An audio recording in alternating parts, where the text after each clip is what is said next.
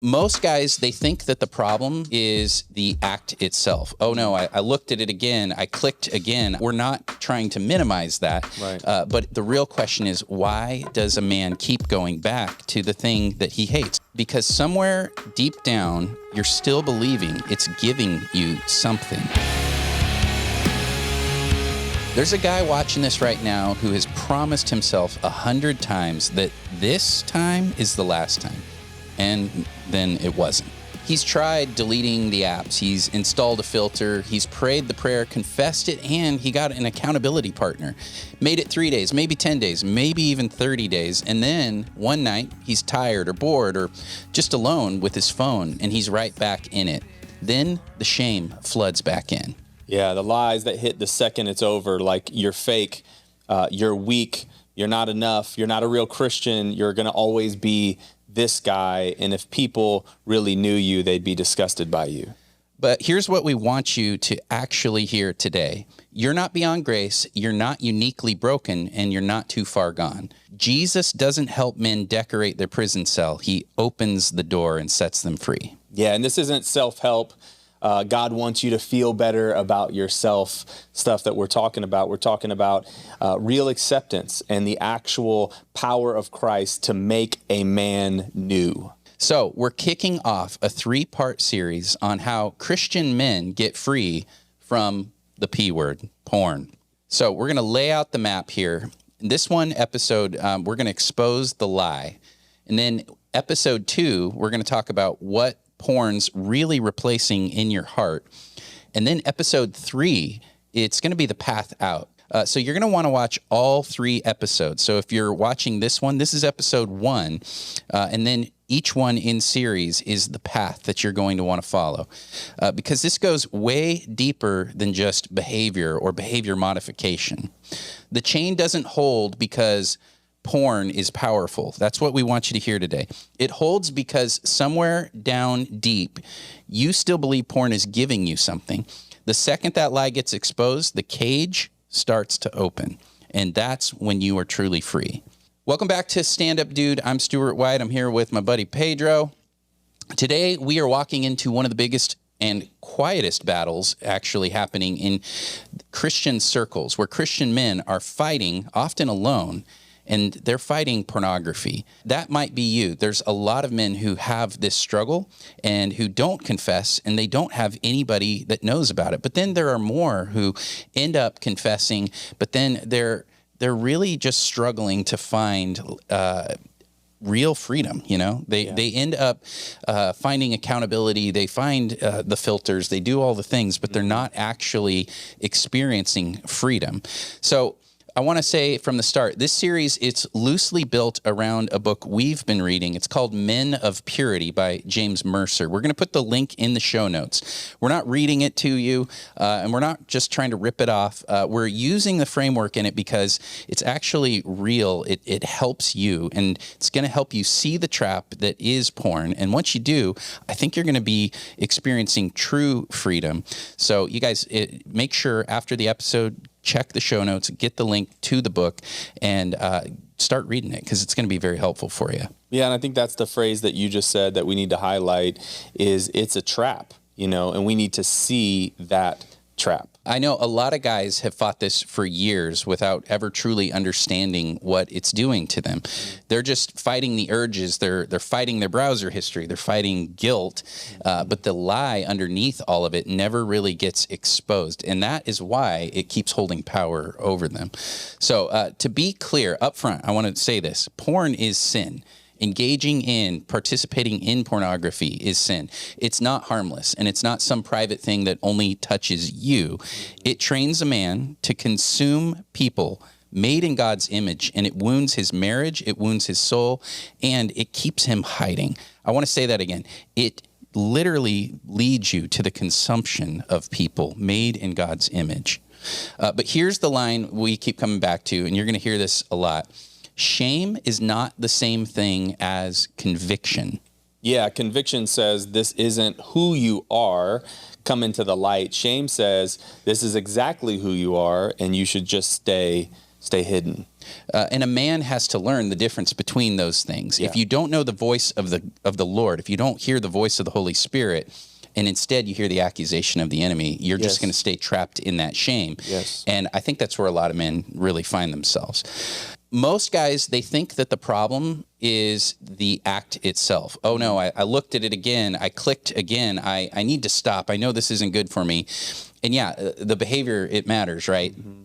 But we're not trying to minimize that. Right. But the real question is, why does a man keep going back to the thing that he hates? And I think most of us would say, yeah, it's something we hate. Yeah. So why do I keep coming back to this? Yeah, no one walks away from porn feeling more holy from participating in it, right? Nobody walks away feeling like a better husband or a better father.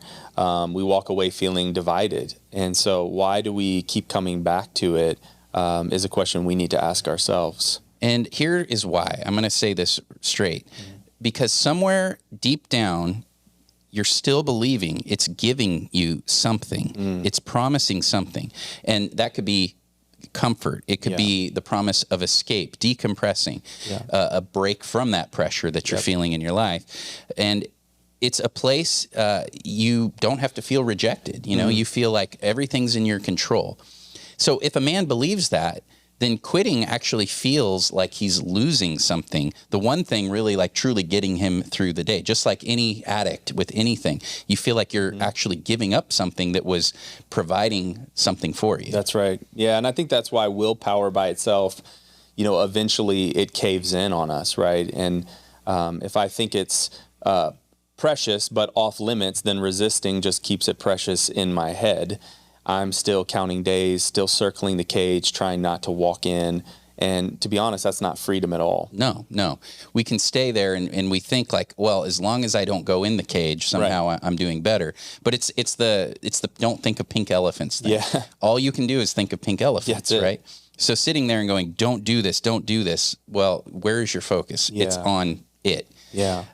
And the gospel, it really offers a different way. It offers a way that's more than the try harder approach that so many things do. Jesus, he doesn't just clean up your behavior. He tells you the truth about your heart, and he tells you the truth to your heart. Yes. He exposes the false worship. He breaks the lie. He brings the sons out of hiding. Yes. I think that'd be a good place just for 2 seconds to camp out on. Yeah. Is, you know, we all of us that have been around church or in church in our life, you know, porn has been talked about generationally, you know, especially in the last 30 years, probably more than ever, with the advent of social media and internet and all the things in the early 2000s, smartphones, and everyone having devices. And I think something that's happening, at least what I see with men, is we're starting to believe that this thing we do is who we are. And it's really dangerous when you start believing that on anything, and even good things, right? Like if I start believing that we do this podcast and I am the podcast, like this is who I am. Like, and without the podcast, I don't have validation. I'm not liked. I'm not getting comments or you know what I'm saying?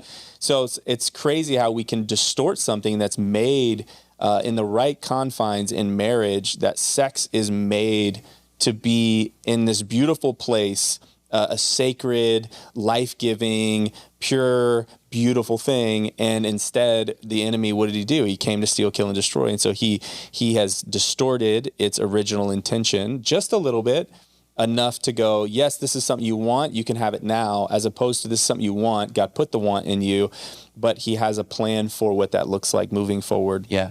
Jesus, he has this thing he talks about, and I think it applies here, but he talks about a demonized person, someone who's demon possessed, and if you just cast out the demon, but you don't fill it with something else, then that demon, it says, will return with 10 of his friends, and they find the place neatly swept. They're like, yeah, hey, thanks for doing a little housekeeping. Now we can move back in. It's the same thing with this. If all you do is go, I'm going to get rid of that thing, but you don't actually fill it with what you were seeking in the first place, you're left empty and vulnerable. So we want to move into this. This episode is really about exposing the lie first. And this is key. If you don't expose the lie, then you're going to keep staying trapped in the lie. Even if you think, it's bad, all these things, I shouldn't want this. But the truth is you still do, and you're not sure what to do about it. Yeah. And as we talk about traps, right, how does a trap actually, work? It doesn't look dangerous. Yeah. So that's the first thing to kind of point out. Like a trap, It doesn't look dangerous. It's like, oh no, this is great. Let's go run through the woods right next to this bear trap. It looks good. It looks fine. And that's the whole point of bait. It's meant to bring you in and pull you in and be an allure to you. Yeah. Yeah.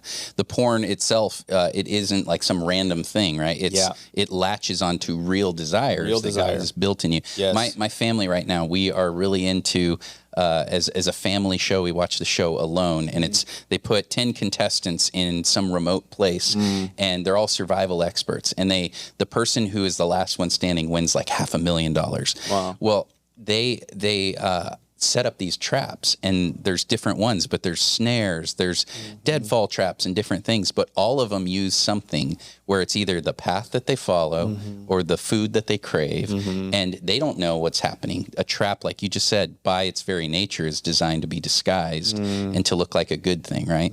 So if you don't realize that pornography itself is a trap, you're just going to keep going, well, I went back and I didn't lose my leg, I didn't lose my life, but you're losing a piece of you. So well said. I want to say this very clearly. The enemy, he does not create desire in you. He actually corrupts it, and he points it the wrong way.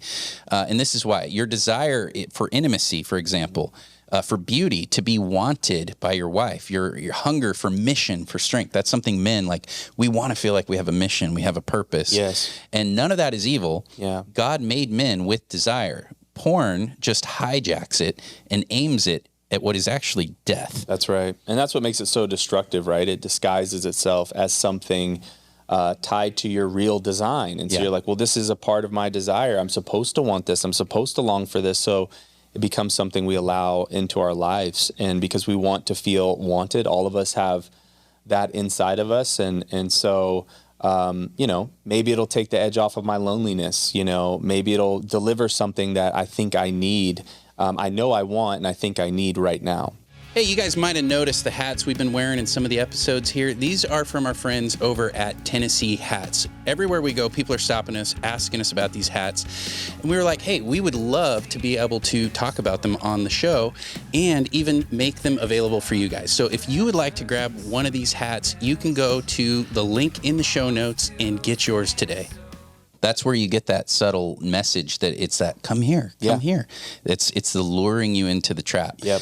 And a lot of guys, they didn't choose this on purpose. They got exposed at a young age before they had any grid for what they were even seeing. I know in my own life that happened. I think the first time I ever saw anything, I was 8 years old. Wow. And it was a magazine in a place that it shouldn't have been. Yep. In a fort in the woods. Wow. And I just stumble upon this thing, and I'm like, I don't know what I'm seeing, but there's that nature in you that's like, but I like it. But it's curious. Yeah, it's curious. Yeah. And so it wakes up that curiosity. There's shame that follows, though. I remember that shame that I felt, though. The secrecy sets in. And years later, you're married with kids, you're running a business, and there's still that room in your life that owns you, that's keeping you locked in. Yeah, and that secret room is where the enemy does his greatest, most damaging work in our lives. Yeah. Not because he's stronger than Christ, but because shame grows in the dark. Like that's the soil of shame. It grows in the dark. All the things that the enemy wants to do, he does in the dark. Yeah. I know one of the things we talk about is all of the feelings, that we have. They're neutral, but there's either a corruption that can happen in them, but there's a gift in it. Yep. And shame is pointing you to something that you need to be free from. There's something that you actually, there is a path out, but so many people go the other way, and they take that identity that this is just who you are. Yeah. This is what you are stuck in. You can't change. Yeah, unhealthy shame says I'm a mistake. Yeah. And healthy shame leads us deeper into connection and relationship with God, with others, with ourselves. Yeah. Being able to turn the lights on, to use that as a phrase, like turn the lights on in our own heart, turn the lights on in our relationships. This morning I came across something that Francis Chan is like a little thing from Francis Chan, and he said something about this, like what we're talking about right now, but he just said, this is why believers are meant to live in confession. Yeah. Right? Because it dispels shame. Yeah. Like it absolutely kills off shame. But instead, we're living, looking for impressions. We're looking for likes. We're looking for notoriety. When we do something good, we have whole YouTube channels dedicated to like, look, I helped this homeless person. I bought him a house and we did these. And it's like, sure, there's some good in that. And there's beauty in that. But man, we live kind of backwards from what Jesus designed. And when we do that, we're quite literally we're dimming the lights on his design. And when we amplify the way of Jesus in our life, like we don't have to worry about temptation having such an allure, because he's letting it into the light, and he's saying, hey, no, there's a different path and there's a different way that I designed you to be able to walk in this. Absolutely. Okay, so here's the sentence I want you to actually sit with. Porn does not give you what you think it's giving you. That you have to accept that truth first. Let that sink in. Porn does not give you what you think it's giving you. And I know there's going to be a guy who pushes back and say, well, it has to give me something or I wouldn't keep going back to it. Yeah, you're right. There is something to that. But slow down and let's look at the pattern. Before you're restless, during that time, it goes quiet for a minute, right? You're escaping something. But after that, you have this shame, this distance, this craving comes right back at you. So what you did, it actually gives you, and this is something I want to drive home too. When we are participating in it, it's the same thing that's pulling you in, that's also shaming you, and then it's pulling you back in. There's this cycle that you run in. And I like in the book we mentioned, he talks about you feel the weight, and then you think that you have this momentary, like 20 minutes of escape, but you actually walk out feeling even heavier. You feel even more weight on you, and it just crushes you further. And it's not giving you what you think it's giving you. And you get the temporary relief to what is meant to be like a longing and a longing that God placed inside of us, and you're getting a temporary relief. The other way of saying that is you're getting a half-hearted version of something that was meant to be lived out in a wholehearted relationship. And so that's a dangerous thing. Like, again, we're shortcutting in some ways. You're getting the thing you think you want, but the thing you want is not pornography. It's not even sex. That's not it. The deeper desire is connection. The deeper desire is relationship. The deeper desire is intimacy, truly seeing into another. And so you're getting maybe half of that at best. At best. I like the analogy of like empty calories, right? I could drink sugar water, and technically there's a lot of calories in sugar water. But is there nutrition? There's actually no vitamins. There's no carbohydrate. There's no fat, no nutrients whatsoever. So you might be like, oh yeah, it gave me what I thought I needed. But we all know if you consume sugar in mass quantities, which is an epidemic right now, it leads to very bad health effects, diabetes 100%. And different things. So I want to say this right here. It is like, and I'm borrowing this directly from the book, so I want to give credit where credit is due. It's like wearing shoes that are 2 sizes too small all day, just so it feels good to take them off at night. Can you imagine how silly that would be? Like I'm putting on these shoes that are not the right size, but the guy who never put those shoes on, he feels better all the time. He doesn't feel like I have this need to take off these tight shoes.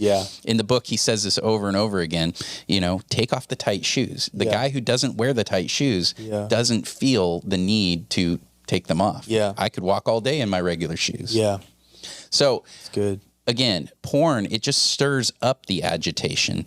It hands you the relief from the agitation, and then it leaves you worse than you started. You get that? Like, it's saying this is the thing you need, but it's actually creating the need itself and deceiving you that it is the solution. And it can't be that. I think in like politics, there's a lot of things where it's like the crisis is manufactured so that we can provide you the solution. And the solution always happens to be more money, more power, put me in control. Trust me, surrender yourself to me. And that's why one more time never lands. That's why one more time, it's like just one more. Oh, you know what? I just need one more time and then I'll stop. I joke about this with caffeine. It's like we were talking about this before we got on the show. It's like, I'm like, I really should stop drinking caffeine. Yeah, like, totally. there are some benefits, like you get some temporary benefits, right? But long-term, how is this affecting my health? Like, I'm kind of the mindset that there's probably mold in my coffee and other things and toxins. And man, I'd probably be better off electrolytes and some vitamins. And, you get that caffeine crash later, and I you're get like, the I crash, need more which I'm caffeine. kind of starting to feel like that's a real thing. And so, if it actually satisfied, the pattern would stop at some point, right? Because that's the nature of satisfaction is you don't have to stay on this pattern, this path forever, but it doesn't stop. It just escalates. And so you need more, you need darker versions of it. You need riskier versions of it, not because you're uniquely sick. And I think that's a really great place to stop for a second. If you're a man listening, you're like, all right, these guys are like, what are they, experts in this? What do they think they know? Like, we are humans, and we have been on our own versions of addiction and cycles of learning about ourselves and excavating our own hearts. And we're Jesus followers. And Jesus constantly is saying, hey, I long to bring you into the light. I long to bring you into wholeness. And everything you crave, everything you long for is from me. The good parts of it, they're from me. And so if he gave you a longing, that means there's a proper outlet and a proper time for that to come to fruition. And so it doesn't make you a bad, uniquely sick, gross person because you've struggled with this. It makes you human. And but sin never once says it's enough. And so if we allow sin to keep mastering us, we'll be enslaved to it, by it, for its own, pleasure and for its own, end. And it's a dangerous way to live. It's not how we were meant to live. We were meant to live out in the open, in relationship with God and others, and with ourselves, telling the truth, living in the light. And so much of Jesus's invitation is not, don't do good things, don't enjoy good things. His invitation is, come to me with all of your longings, because I designed you. And I know exactly what you need and when you need it. And I will teach you, if you'll walk with me, the proper way so that this thing doesn't go off the rails. I like, there's an analogy I've used before, but we are made for a purpose. We're made for the glory of God. We're made to function in a certain way. Imagine if you had a paintbrush, and that paintbrush could say, you know what, I feel like I want to be a screwdriver instead. And you keep trying to use that paintbrush to undo that screw or to tighten that screw. And it's like, this thing will never work the way you want. And that's where I think we have to look at it like this. Like, the thing you think that it's giving you is actually not. It's not even functioning in the way you think. It just becomes pure, like, rebellion and escapism. And so I want to say this too. It promises pleasure, and then it hands you shame.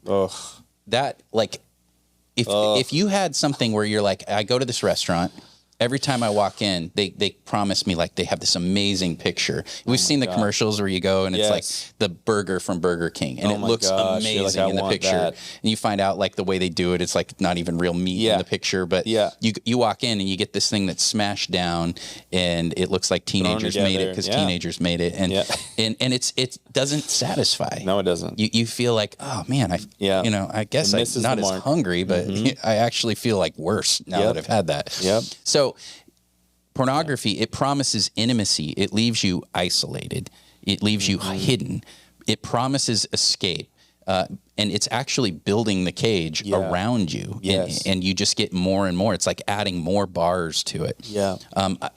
There's another story I remember. There was a king whose brother, I think it was, took over his kingdom, and this king loved food.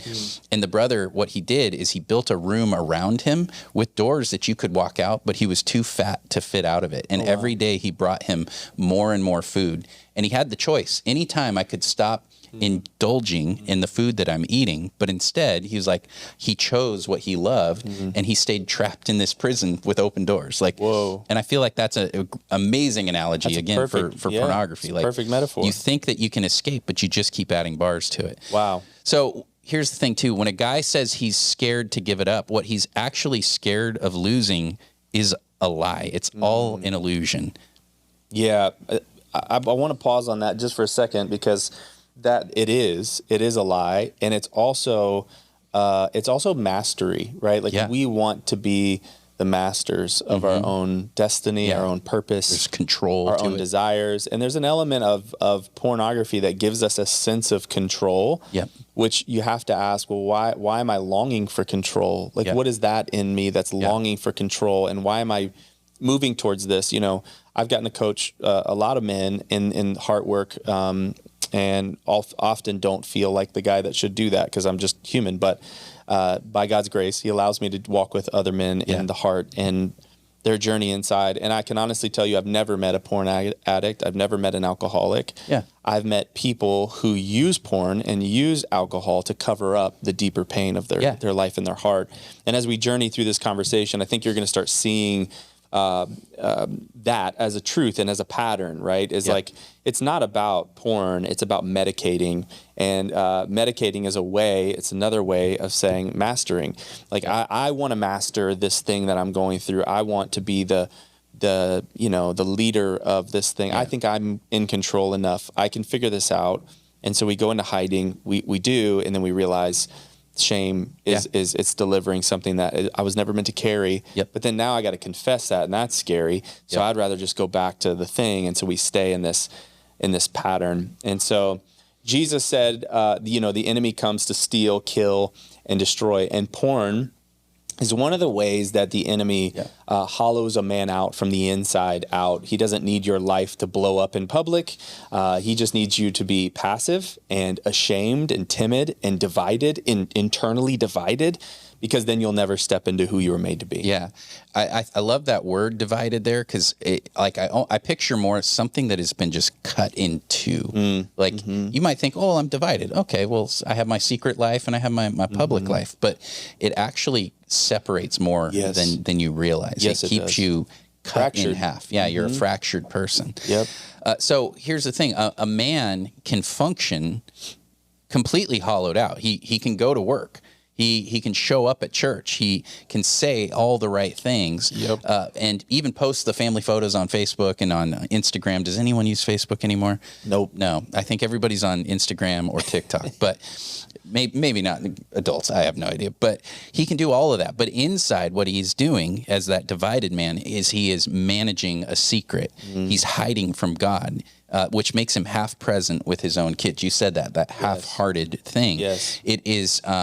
It is this cognitive amount of energy that he is constantly devoting. Like if you were a computer, if you have certain things like viruses can get on your computer, they take up your memory, your CPU and everything. And you're like, why is it running so slow? But you kind of can also settle in and go, that's just normal. That's just how it runs. And a lot of men are living in that place where we're sitting there going like, I don't have that get up and go. I feel really dissatisfied at work. I feel distracted at home. I go to church, I go through the motions, but it doesn't really mean anything. It doesn't feel like there's any life.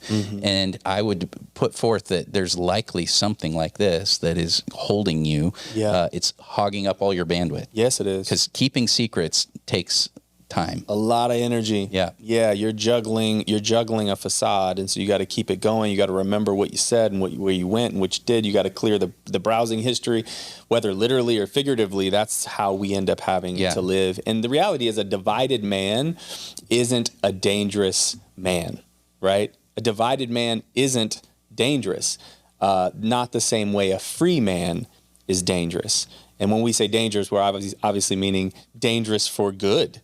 And a divided man can't be dangerous for good and can't be dangerous for the good of others, for themselves, for their families, the way a free man can, because you're not using all this energy to keep the plate spinning and keep everything juggling. There's a freedom and a lightness and that's what Jesus talks about in Galatians 5. Like, it is for freedom I set you free. Like, what's the point of you making us free, Jesus? He's like, so you could be free. Don't get burdened again by another yoke of slavery. Like, why would you do that? Live light. I made you to live light. So this was never really about stopping a bad habit. I want to say that. It's about actually getting your life back so that energy that you are devoting to keeping secrets, to hiding in shame, that you can actually have that back. Imagine what you could do with that. You have so much more freedom in all those things. And I want to say this very carefully. We're not against discipline. Yeah. Discipline is good. It is good. Self-control is a fruit of the Spirit. Fleeing temptation is biblical. Yes. It's cutting off access, you know, and that is a wise thing to do. But willpower by itself can't change a heart. I want to say something here too.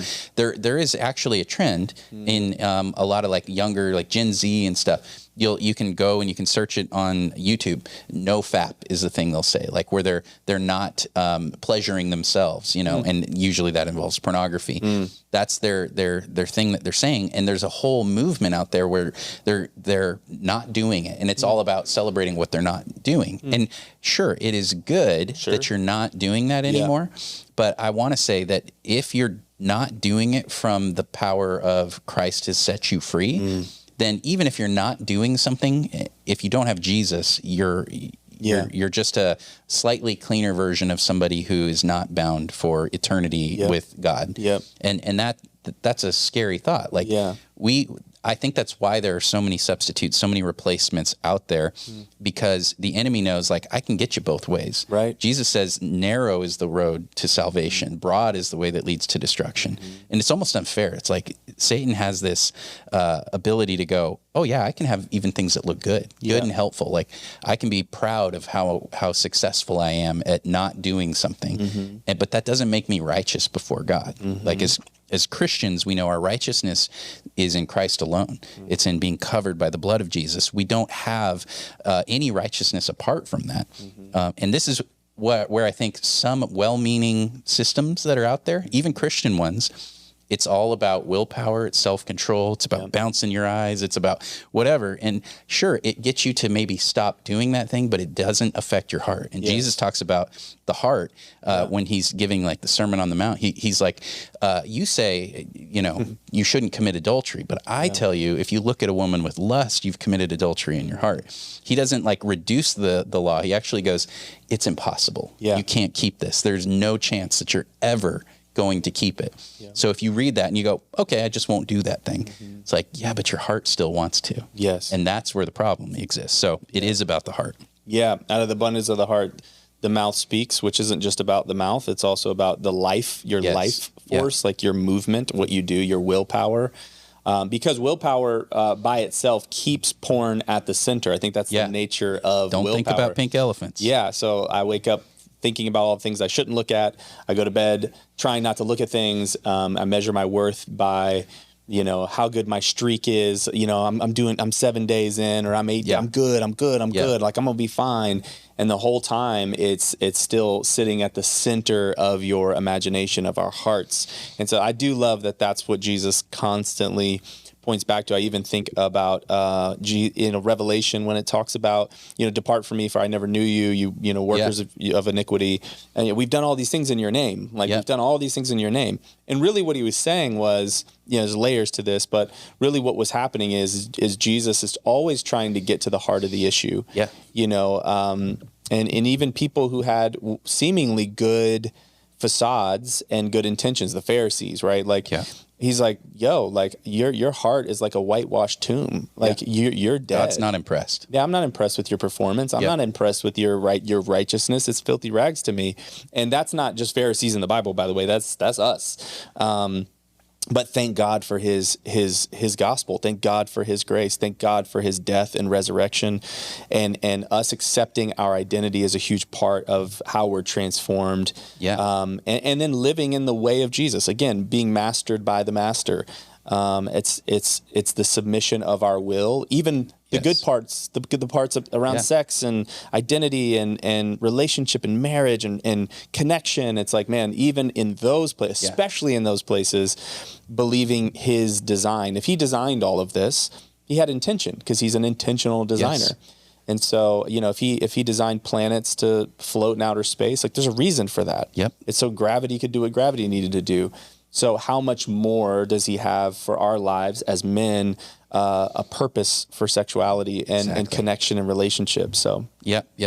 I want to say this too. Here, the deal is the goal isn't obsessing over not sinning. If you're hearing us say this, I want to make that really clear.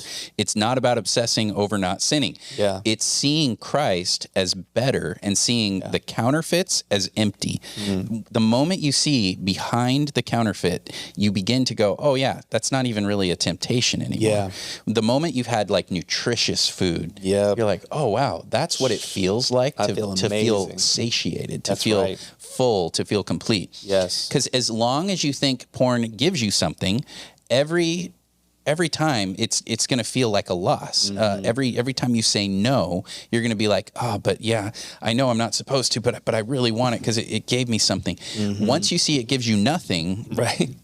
No just becomes sanity. That's like you're no longer insane. You're not going to something that is not fulfilling. I like in the Old Testament it talks about drinking water from wells that you've hewn that are cracked cisterns. There's no water in them. And you're like going, but I'm going to just keep trying to draw water out. You know, I'm going to drink water from the wrong well. It's the dog returning to his vomit in the Bible. Yeah, exactly. I had a buddy, just a quick story here. It's relevant, but I had a buddy. So I'm going to speak to the idea of God's goodness and God's grace and his way of being, his life, his love. Me and another guy, so it's three of us, right? And we're walking in intentional life, community, doing life together. And my buddy says, hey, I'm really going through this porn addiction and I'm really struggling. And I want you guys to hold me accountable. It's kind of like the Christian thing to say, like, hold me accountable. And so we're like, okay, what does that look like? What do you need? He's like, well, I'm going to track how many days I'm sober kind of thing without doing porn and looking at porn and whatever. Like, okay. Week goes by, 3 weeks go by, a couple months go by, and we're having these conversations. You good? You good? How you doing? Are you good? He's like, yeah, dude, I'm doing amazing. I'm just not even tempted. I feel great. He got like 90 something days in, bro. And he calls us, gets us both on the call. He's like, guys, I've stumbled again. I've fallen into this. I'm on day 90, whatever, 3.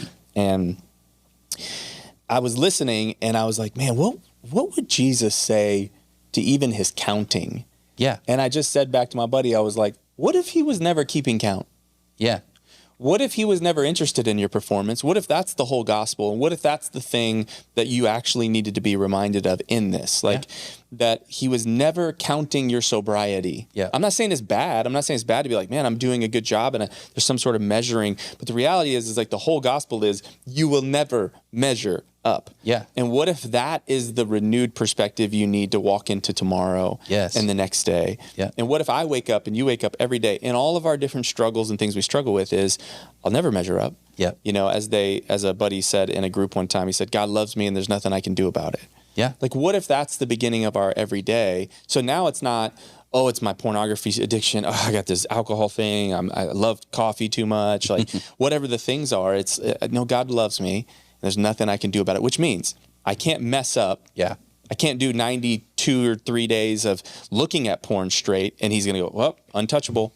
Yeah. Yeah. I also can't do 93 or whatever days straight of no porn and him go, well, now you're worthy. Now you've done it. Yeah. Yeah. Yeah. And I think there's a freedom there's the freedom of, the gospel is saying, come to the end of yourself. And the faster you come to the end of yourself, and you accept who I am, and you accept that I have an order in your disorder, I have a plan in your chaos, the faster you submit your heart to that, and you do it in the context of community and relationship, that's the freedom. Yes. That's the thing I made you for. Yeah. It's kind of when Jesus says, like, you wash the outside of the cup, but inside is filthy. It's the equivalent of that. You're counting. It's like, okay, you've made the outside look real good, but did anything change on the inside? The desires are still there. Yeah. So again, you're not really actually changing. Yeah. And I think if this isn't the one thing in Christianity, people ask, like, how do people really change? Can I even change?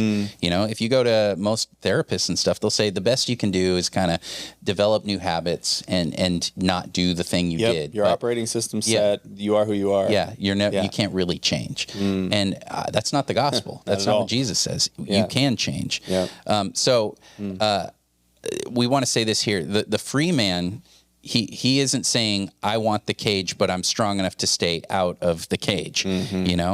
He's actually saying, why did I ever think that cage was life? It was giving me anything?